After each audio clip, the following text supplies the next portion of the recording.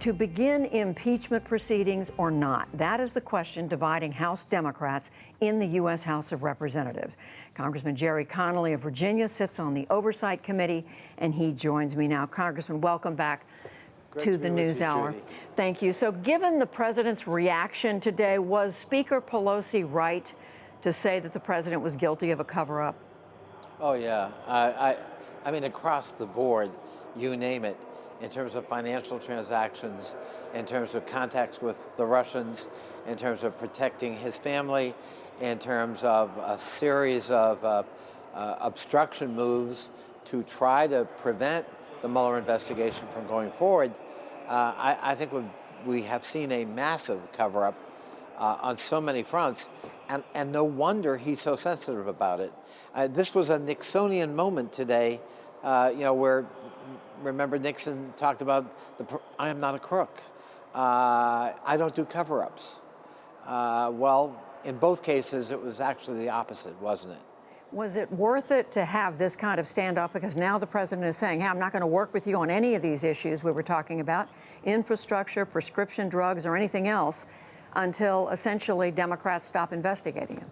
Well, does anyone seriously think we're going to be held hostage by that kind of juvenile, petulant behavior?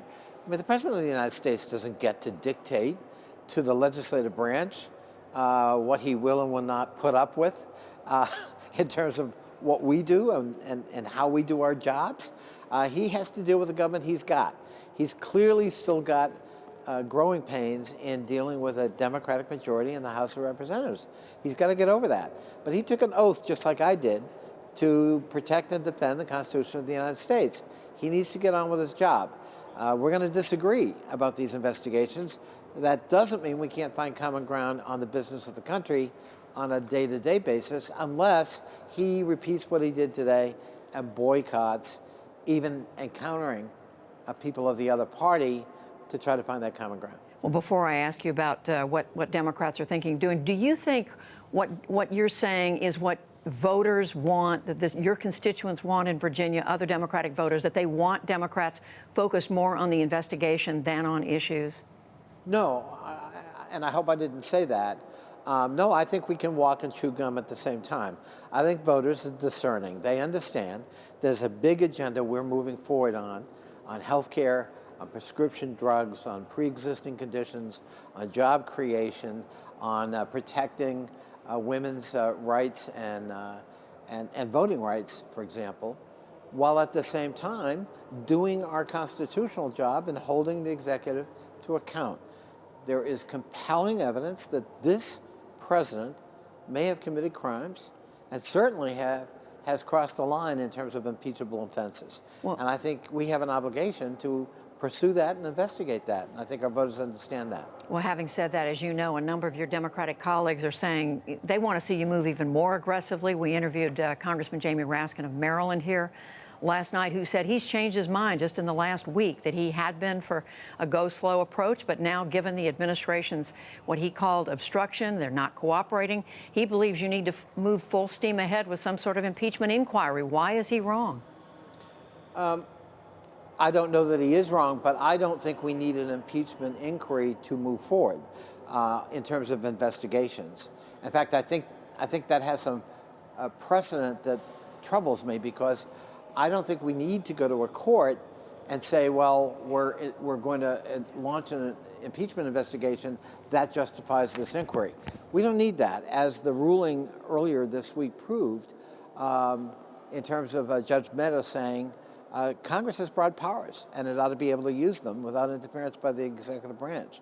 So I don't think we need that inquiry to do the investigations that are underway.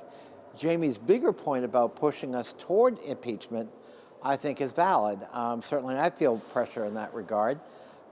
With Trump across the board defying subpoenas and now threatening not to work with us on anything unless we agree to drop all of these investigations and inquiries, that's an unacceptable choice. And that's going to push a number of us into the impeachment camp if he's not careful. Well, that's what I'm trying to understand. What will it take? What would it take for you and others, and including Speaker Pelosi, do you think, to come around to say, all right, we need to launch a serious inquiry here, a legitimate impeachment inquiry? Well, I think we are launching serious inquiries as we speak. My committee, for example, subpoenaed financial records from Donald Trump that were held by a private company. He sued our chairman and our committee to prevent that from happening. He lost that suit this week. And so I think that's a pretty important victory. We did all of that without an impeachment inquiry. So I don't think it's necessary to have an impeachment inquiry to proceed with the investigations underway. They may yet lead to an impeachment inquiry because of the facts we uncover. I think we're very close there now, and I think the president's making it a lot harder for those of us who are trying not to cross that line just yet. And ironically today, Judy, the one person in the Democratic caucus who's saying, don't do this, don't go there, is Nancy Pelosi, and that's the person he dissed today. We're going to leave it there. Congressman Gerry Connolly of Virginia, we thank you. Thank you, Judy.